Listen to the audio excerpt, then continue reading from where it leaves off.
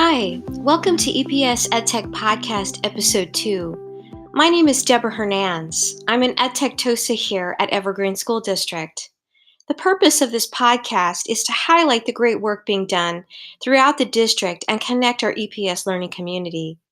Remember to check out the show notes with links and resources in the comments section under the audio recording on YouTube. This month is a chat with Rosie McNutt, a second grade teacher at Harmony Elementary School.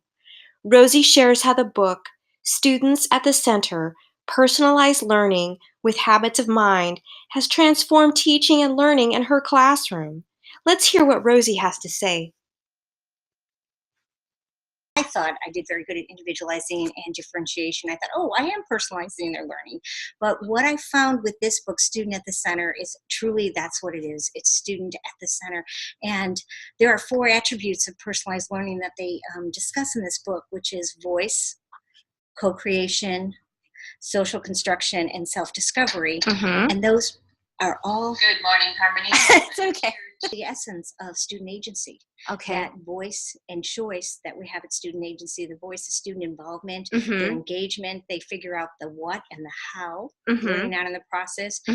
Students are those valued participants. They recognize how ideas can shift and change over time. And I have to tell you, that's been really exciting as we have been diving into the STEM scopes. And again, I was a piloter for the STEM scopes for 2 years, so I was familiar with the curriculum. But now what I've done this year is I've really given the kids more voice and choice and co-creation. So instead of just saying, here's the information and this is the investigation we're doing today, they're the ones coming up with the questions. They're beginning an inquiry plan. Then we develop the investigations together, and that has really been exciting. You were saying that there's an inquiry plan, and you've got the content there already with the STEM scopes. And then the kids actually push the investigation as to where they want to go with the content. Is that what you're saying? Okay.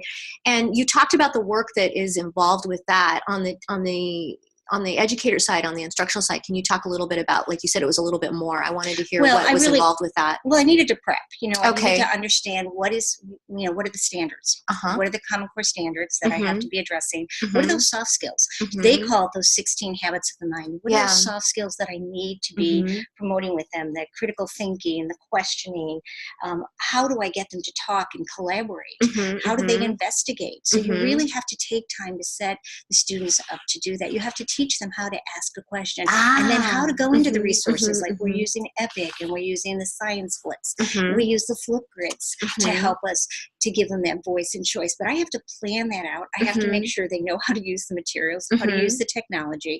So even though the students are doing most of the work, I have to be that facilitator in the learning. Okay, so and that's in the example, of what you would be doing in terms of being a facilitator, is making sure that when I said you had lots of prep, like I can see your notes here, that you've done your homework, and then as the teacher, you also have to do your homework in terms of making sure that not just that the materials are there, but the skill set is there. Absolutely. So that they're going to be successful with using the tools as well as the content that you're talking about. So and that's they have very to, cool. And they have to know how to collaborate. They have to know how, one of the things is they're doing these investigations and they're in teams of 4.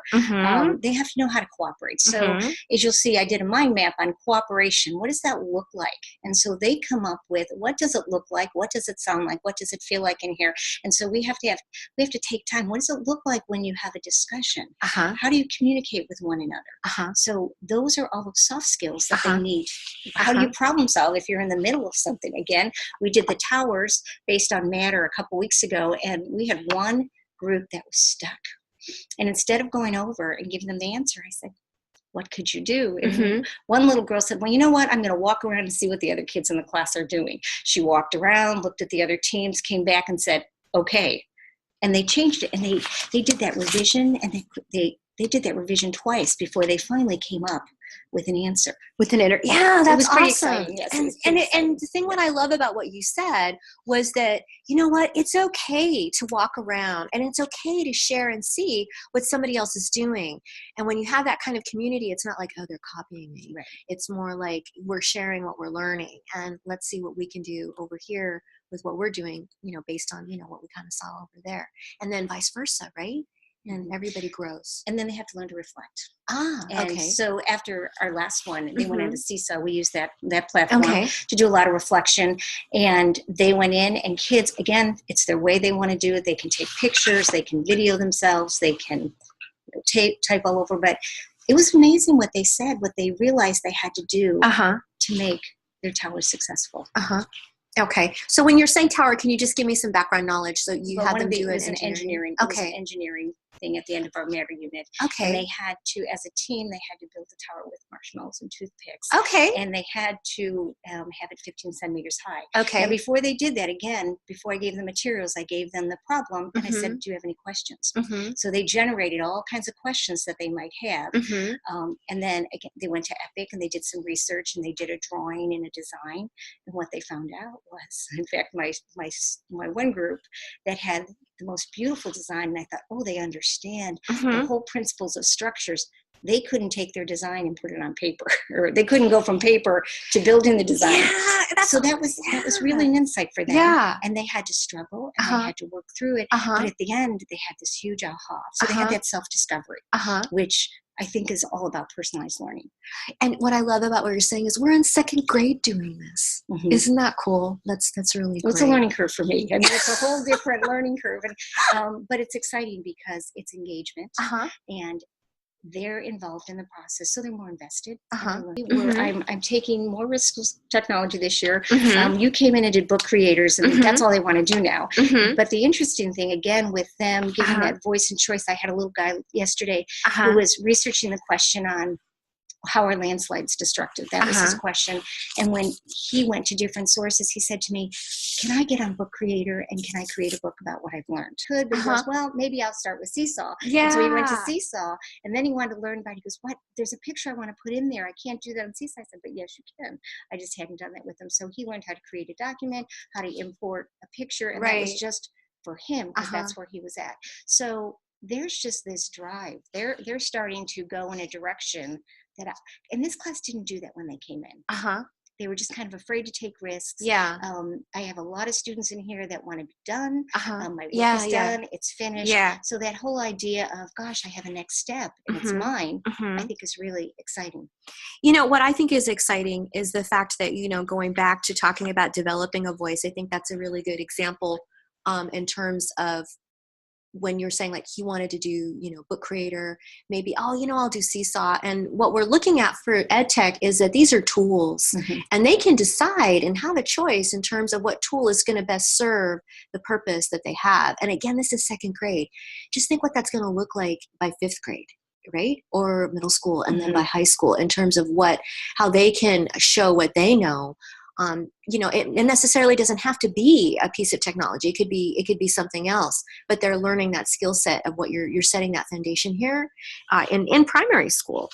And the one thing that I wanted to ask you about as well, and in reading this book, and it was about finding the time, does not mean that there will be more time found. So it means changing how both you and your students use your time. So can you talk a little bit about that? Well, I think you have to develop learning blocks, and you have to figure out how do we integrate this. And I think that's the whole umbrella of project-based learning as well. Because personalization is that one piece under project-based learning. So we're in the midst of opinion writing. They've only done one.